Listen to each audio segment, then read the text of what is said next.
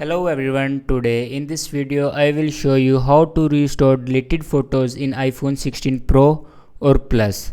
So let's start the video. First of all, open photos and here you delete this photo.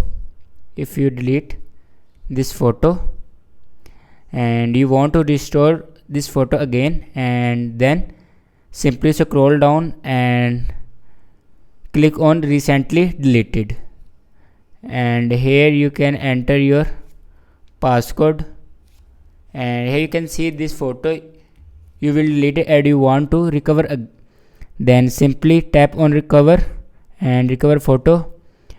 Your photo will be recovered and you can see here your photo will be recovered. So this way to restore deleted photos in iPhone 16 Pro or Plus. Thanks for watching this video.